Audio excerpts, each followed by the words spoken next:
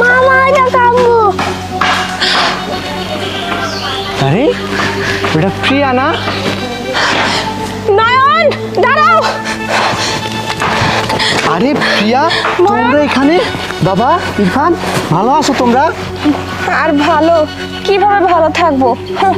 তুমি তো বিদেশে যায় খুব ভালো আছো, কিন্তু আমার এখানে কি অবস্থা সেটা তো তুমি জানার প্রয়োজনও মনে করো নাই। আমি আমি আবার কি করলাম? আমি তো তোমাকে খোঁজ খবর নিচ্ছি, সবসময় টাকা পয়সা পাঠাইছি, আমার ছেলের খোঁজ খবর নিচ্ছি। তুমি তুমি এটা কি কইতাছো? খোঁজ খবর নেই আমার। আর তোমরা এখানে কি করতেছো? গরু গোবর ফালাইতেছো, কি অবস্থায় তোমাকে? এই অবস্থা হইব না? তোমার কি হইব বলো? তুমি তো বিদেশে যাইয়া আরেকটা বিয়া করছো, অনেক টাকা পয়সা কামাও, সেই বউরেই খাওয়াও। আর তুমি চলো, আমরা তো তোমার বউ পোলা পাই দেশে আসি, সেটা তো একবারও জানার প্রয়োজনও মনে করো নাই। আমরা কেমন আছি, কই আছি, সেটাও জানার প্রয়োজন মনে করো নাই। তাইলে আমাকে এই অবস্থা হইব না? তো কার এই অবস্থা হইব? আবার তুমি জিজ্ঞাসা করতেছো, তোমার লজ্জা করে না?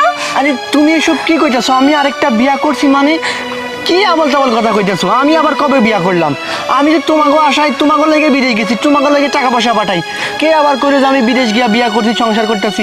এই আবল তাবল কথা কে কে কইছে তোমার? হ্যাঁ আবল তাবল কথা, তাই না?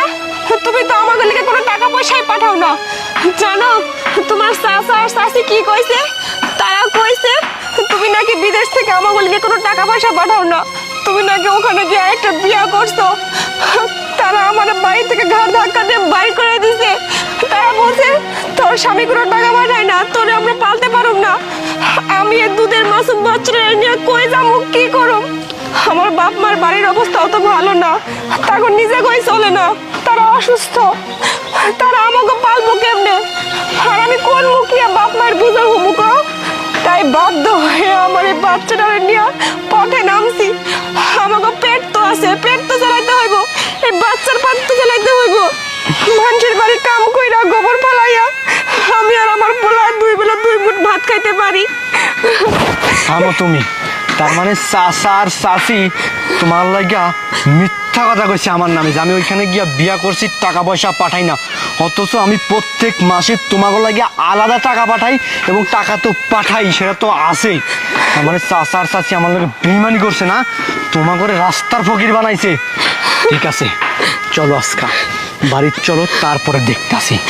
আসো।